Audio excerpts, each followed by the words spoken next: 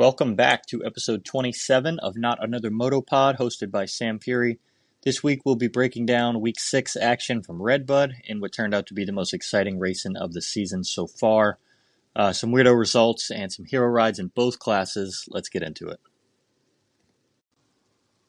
Looking this week at the 250 class, and man, we had some crazy results. Probably the type of results we would have expected at Southwick, maybe not at Redbud. I mean, these are all over the place, all throughout the top 10, all throughout the top 15, really. And a new winner on the weekend, a really rough weekend from the points leader, Deegan. So let's jump into it. First place, Joe Shimoda looked incredible all day, really fast, showing the speed that he has continued to have throughout the season. Finally showing a bit of consistency, going 1-1 on the afternoon. Hole shot at Moto 1, gave up the spot to Vial, but stayed on his tail most of the race, was able to make the pass. Similar in Moto 2, was able to pass Jalek Swoll with about 20 minutes left, and hold on there for the win. Just a really good ride from Joe Shimoda. Cuts the points gap a little bit on Deegan. Still maybe not enough to make this a true race with only 5 rounds remaining, but really good to see some signs of life from the rest of the field, with Deegan having a rough weekend. Second place, Jalek Swoll, 6-3 on the afternoon. Incredible riding from Jalek Swoll. Really excited, especially after the way that last weekend went. Results-wise, based on how his riding was, he looked really good, but the results just weren't there at the end of the day. He had a couple crashes late, a couple things that kind of didn't go his way. So for this weekend to go 6-3 and get second place on the podium, the second overall podium in outdoors for Triumph ever. Both have been by Jalek Swoll, one last year, one this year. Only his third week back. He's only going to continue to get better. He's riding up front in both motos. He looks really good right now. It's really awesome to see Jalek Swoll back on the podium. Third place, another guy really excited to see up here, Michael Mosiman, has been riding really well. Again, kind of like Jalek Swoll. Mosiman has been here all of the season, of course, but the results really have not shown how good his riding has been to go 4-4 in the afternoon, battling with the top guys. Maybe struggling a bit towards the end of races. Did get past there late by Jalek Swoll and Deegan in Moto 2. As he was running in second for most of that race. But a 4-4 in the afternoon to hold down the third spot on the podium for Michael Mosiman after such a long break from being on the podium. We all know his story. He struggled with injuries here and there, had semi-retired at some point. Just incredible to see Michael Mosiman really put it all together for a weekend, and hope to see him continue on with that Star Racing Yamaha team in the future. Fourth place, another guy, Mikkel Harrop, 8-5 on the afternoon. He looked really good in Moto 1. He was riding up front early, did go backwards a little bit. Moto 2, he kind of hung around that 5 spot. Really good riding to go 8-5 there for Mikkel Harrop. We are seeing what the Triumph can do. Obviously, Jalek Swoll on the podium. Harrop has been in the top 6 2 weekends in a row, so the 2 best results of the season for Mikkel Harrop. Really excited to see if maybe he can get on the podium before the end of the year, maybe at one of these GP-style tracks that we're going to in the last 5 races of the year would be really fun to see another newcomer up on the podium. Fifth place, Hayden Deegan. Really rough afternoon for Deegan. Rough start in Moto 1, 2 crashes, smoking bike. He was losing some power towards the end of the race, it appeared. Got up after his second crash in 12th place and did drop a few spots there, so we believe that was due to the smoking bike for that 14th. Much better in Moto 2. He did have another tip over, but he was able to fight his way forward into second place. It really was a good hero ride from Deegan. Really rough afternoon. My only issue here with Deegan is that he's on the internet making excuses. Just take it. No need for excuses. You're riding so well, and you're proving that you are the guy in this class. No need for the excuses. Just prove you're the alpha next week. Really excited to see what Deegan's bounce back is going to be like this week, and could really be one of these dominating performances that we look for from Deegan. Sixth place on the afternoon, Ryder D. Francisco, going 12-6 on the afternoon. Really kind of rough in Moto 1 to have such a bad start. After how the day was going, he was the fastest qualifier on the day in both sessions. Really proved that he was the quickest guy out there. Really seeing some signs of life from Ryder D that we really have not seen, except for maybe a flash here and there throughout the season. Really kind of what we expected to see from Ryder D as a pro and have yet to see at this point. 12th place finish is not a bad finish considering how far back he started in Moto 1. It was a rough one. He got tangled up there at the beginning. 6th place, a much better finish there for Ryder D. We know he wants to be in that top 5, in that top 4, but 6th place, all things considered, in Moto 2 on the day. Very well riding from Ryder D. Francisco. 7th place, Levi Kitchen, 2:19. That's really got to hurt. I think Moto 1 here was probably his best ride of the season, maybe the best outdoor ride of his career, truthfully. He had a really bad start, came from way behind, got into 2nd place. Honestly, if he had ran at the front all race, he probably could have challenged for the win. And similar in Moto 2, he got up there very quickly, and I believe that he probably had the speed to run with Joe Shimoda and to win that race. Unfortunately, he did have a bit of a tip over, slid out a bit there, lost a lot of positions, and then pulled into the mechanics area at some point during the race. It looked like his wheel was probably a bit crooked, and so that 19th place is obviously not going to reflect how well he rode on the day. The way that Levi has been riding lately, I do think that he has probably found something, and he probably has the speed to run with Joe and Deegan in this top 3. Obviously, he's been on the podium week after week, but I do think Levi can maybe get one of these overalls one weekend, maybe going 1-2 or 2-2 maybe, if Deegan is to have any more troubles, especially knowing that Deegan possibly has some lingering injuries after his crash this weekend. So that'd be very interesting to watch. 8th place, Parker Ross. Incredible riding. He's been so consistent this year. 11:10 on the afternoon. Parker Ross riding for the BarX Yamaha team. Again, he rode for SLR Honda, I believe, or Phoenix Honda in Supercross. So he's on a brand new bike. This is only his 6th race aboard the Yamaha, and he's just riding incredible. He's making a name for himself, beating a lot of these factory guys. And just really awesome to see. And 11:10, the consistency from Parker Ross week in and week out, again, just facing in such a deep field here. 9th place, Seth Hammaker, 5:16 on the afternoon. Did have a pretty good day going. The 5th was promising. It looked like he could probably fight for a podium a bit there in Moto 1. Wasn't able to do it, got passed by a couple guys late. I believe similar in Moto 2, I think he went down at some point, or he was passed. I believe he was in the top 7, top 8 at some point, and did go backwards there a bit at the end. 10th place, Garrett Marchbanks, 10:12 in the afternoon. Another bad ride. This is a 2nd rough ride in a row for Garrett Marchbanks. His last 2 rides have been his worst finishes of the year. 10:12 to not break the top 9 there for Garrett Marchbanks is really rough. He's been a top 6 guy all season, outside of last week where he went 6-8, and that was his worst finish of the year so far. But here we go, going backwards again. I hope everything is good there, and we look to see the old Garrett back up maybe next weekend. 11th place, Nate Thrasher. Nate went 7:15 on the afternoon, kind of what we've been seeing from Nate lately. 11th place overall is a good finish for him. I believe that 7th place is his best moto finish of the year. Not sure exactly what happened there with the 15. That's more where he has been lately, though. And so maybe that 7th was more of the outlier than the 15th. 12th place, Max Volan, 15:8 on the afternoon. Max has kind of been in this similar range. He's been in this 10 to 13 overall range on the year. The 15th place finish is, not shocking at all. He was actually running in 6th for quite a while in Moto 2. Did get passed by a couple guys there late. I believe Ryder D and Schwartz got him, but he was riding well. Really good riding from Max Volan. Would like to see him put together a weekend, maybe like an 8-8, a 7-7, and see what he can really do. I do think Max Volan does have the speed. He just really hasn't been able to put together a full afternoon inside that top 10 where we can see his full potential. 13th overall, Tom Vial, 3:21, continuing the trend of weirdo results on the weekend. Rode really well in Moto 1, led for a lot of the race until Joe Shimoda got him, I believe, with about 10 minutes left. Late in that race, Levi Kitchen did get him on the last lap as well. Levi was just on rails. But Tom Vial was looking good going into Moto 2. Did have a kind of a weirdo start, not what we expect from him, and went down after getting clipped by Mosman, and it just kind of threw his whole race off. He was dead last and just had to fight his way back up to 21st. So an unfortunate result at the end of the day.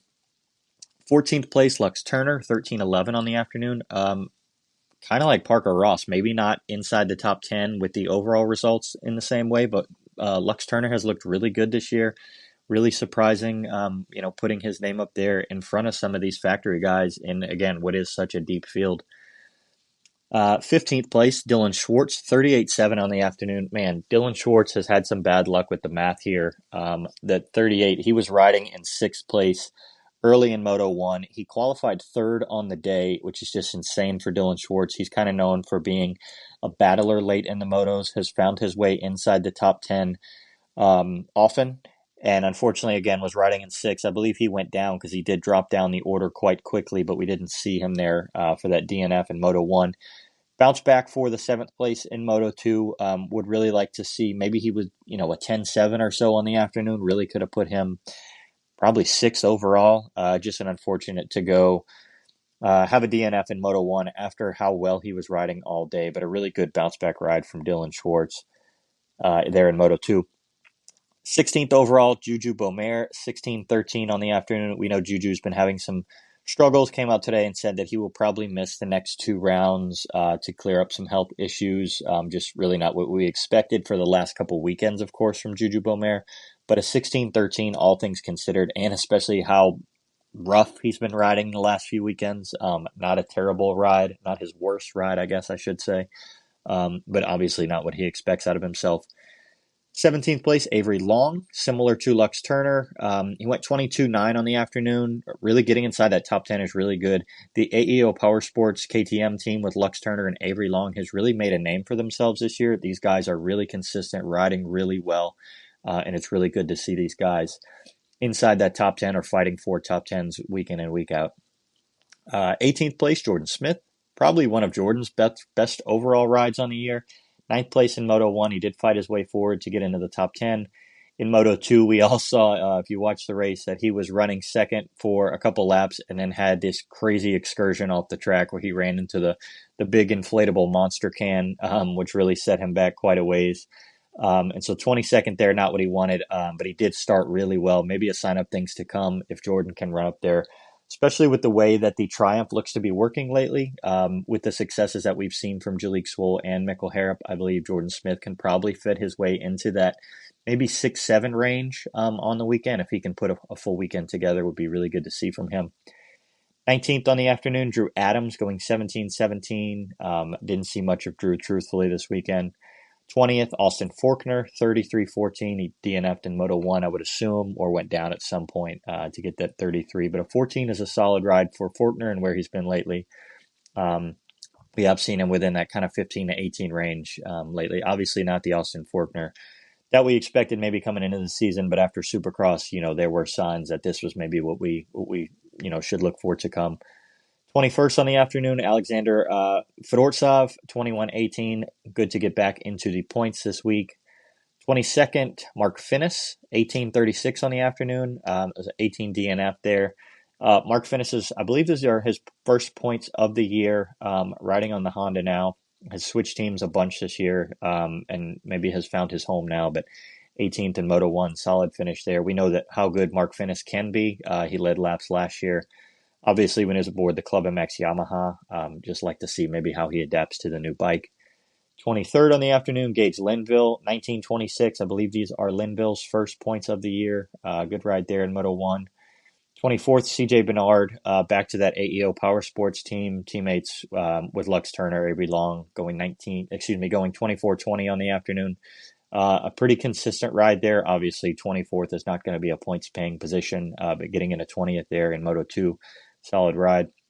And 25th, maybe some signs of life from Jack Chambers. He's been in and out of the points at times this year, going 20-38 on the afternoon. It's 25 point scoring riders this weekend, again, with maybe such a weirdo results the way that this weekend went. There was so many people scoring points in both the 250 and the 450 class where we had like 28 point scoring riders, I believe. So kind of just an odd weekend overall. Points in the 250 class as they go now are Hayden Deegan with 274 points. Joe Shimoda in second place, clear ahead of the rest of the guys now, but still 38 points behind. Levi Kitchen, 85 back. Tom Bial, 88 back. And Garrett Marchbanks in fifth is now 90 back. Obviously, this has become a two-horse race that is really a one-horse race. But maybe if we do see kind of a crazy weekend again, maybe like we saw this weekend, obviously we don't expect that out of Deegan week in and week out. I think the 14th that he had in Moto 1 was his worst overall finish since his first rookie year. when he came in for those three rides pre-Loretta's, really wasn't his rookie year yet. He wasn't even pro yet, where we saw him have a big crash, and didn't finish inside the top 15. But I believe this is Deegan's worst official finish, I would say, as a professional. So again, we don't expect that week in and week out. We don't expect Joe to maybe make up these large chunks of points as he did this weekend. And 38 is still more than a moto down, but has obviously brought it back within a weekend. So, there is officially signs of life, at least mathematically, here in the 250 class. Jumping over to the 450 class, and a little less variance in the results than we did have in the 250s, but there were some surprises, especially in the top five, based on what we have seen lately, especially this season with, almost every race. It's the same top five has been. Again, the same guy at the top, though. Jet Lawrence, 1-1. Did not do it the way that we've seen him do it. Moto 1 was pretty similar to what we've seen from him do this year. Get out front early and just ride his own race. Him and Hunter had a good little battle, and was able to take the win there. In Moto 2, he was terrible start. Was in 8th place and went down, fell back to about 18th place with roughly 28 minutes left.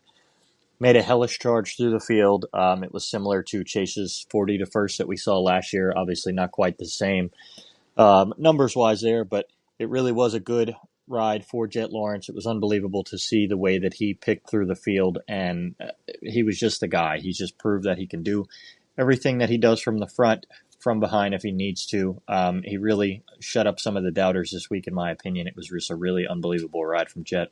Another 1-1, another overall, his 6th of the season, the only winner on the entire season in the 450 class. 21 out of 22 overalls in the 450 class in his entire career. Just unbelievable.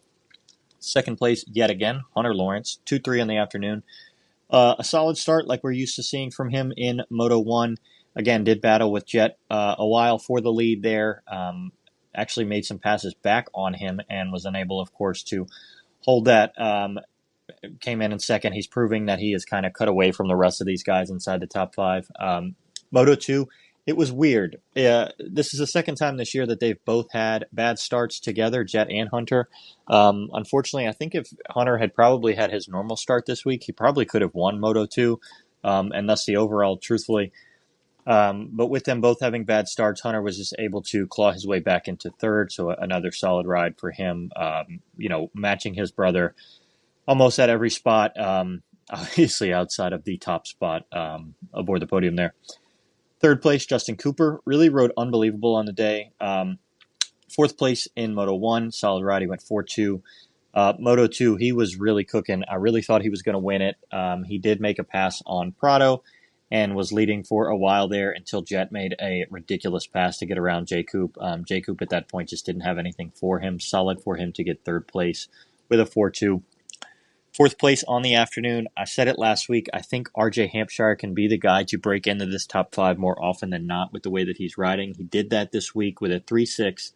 Moto 1, he really rode well. He was up there with the brothers for quite a while, held off Jet for a bit and was just unable to get up there and hold the pace with those guys. But a really good ride for him to finish third, Moto podium. And then not as great of a start in Moto 2. He did ride his way to sixth and just was unable to get past the top guys. But a really good, solid riding for RJ Hampshire.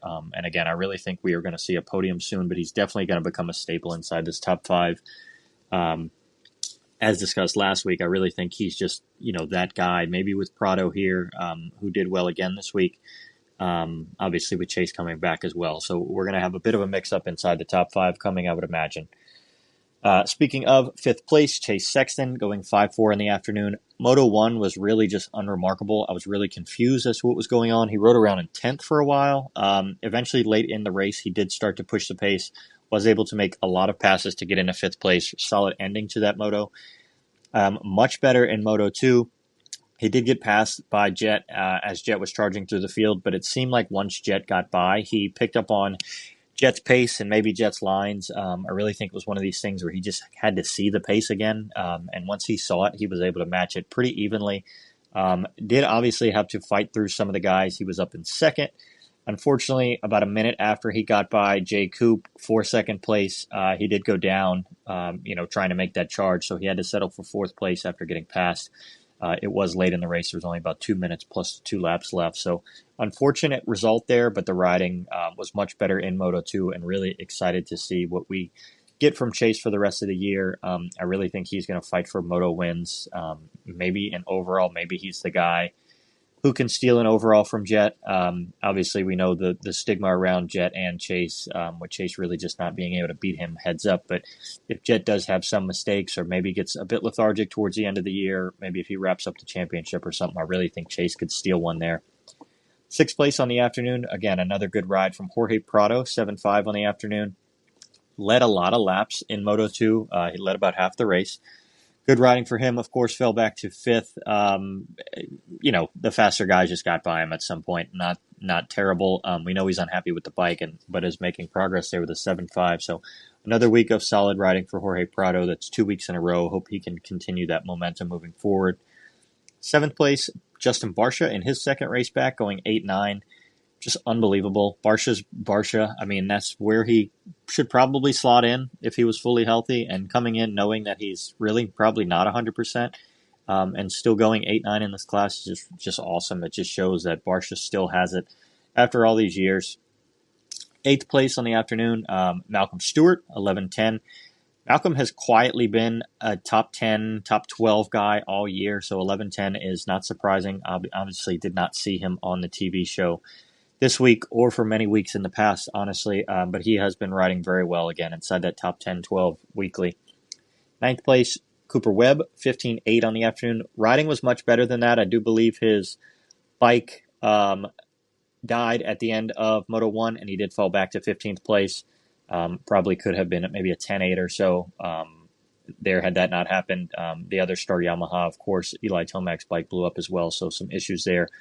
We did see Hayden Deegan's bike steaming as well at the end of the 250 motos. In 10th place, Harry Koulas going 12.11 on the afternoon. Koulas, again, rode really well last week. I was really excited to see if he could kind of push that forward and use that momentum. It looks like he did, riding to a 12.11 finish there. 11th place, Benoit Paturel, 14.12, about where he's been all year. It's really cool to see how consistent he has been throughout the year. Obviously, some of the tracks have differed. This is Paturel's first time over here. We know he's aboard that Hep Suzuki, but it's really good to see that he has continued to be consistent and ridden around in that top 10, top 12 range. 12th place, we do have Aaron Plessinger, who went 6 DNS. Truthfully, there was so much going on in Moto 2, I did not even notice that Plessinger wasn't there.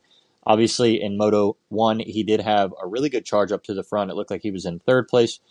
He did go back for a bit. He kind of had a weirdo up and down moto, did eventually finish in sixth place. We know now that he was sick. Obviously, the reason for not starting in Moto 2. But again, I he's been up front so much, you think I would have noticed, but with so much going on and with Jet going down and all the things, truthfully didn't even notice that AP was not on the gate for Moto 2. 13th, Eli Tomac, really just rough to see AP and Eli down here at 12 and 13.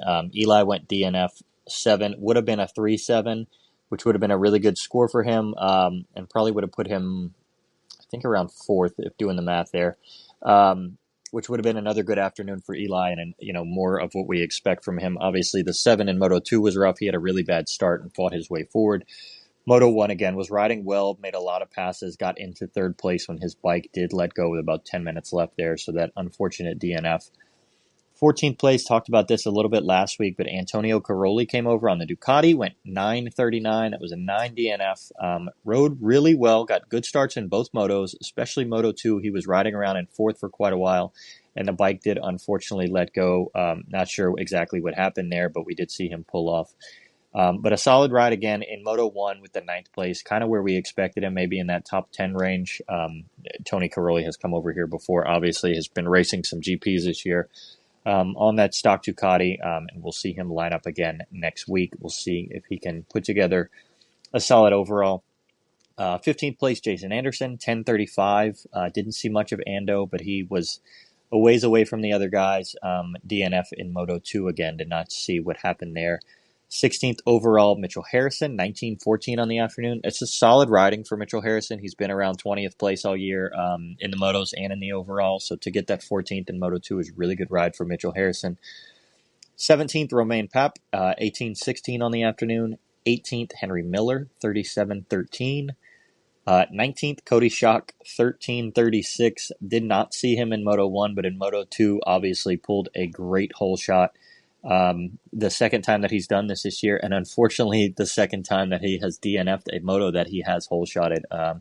The bike did let go there, of course, at some point, but shout out to Cody Schock, proving that he can run up front with the guys.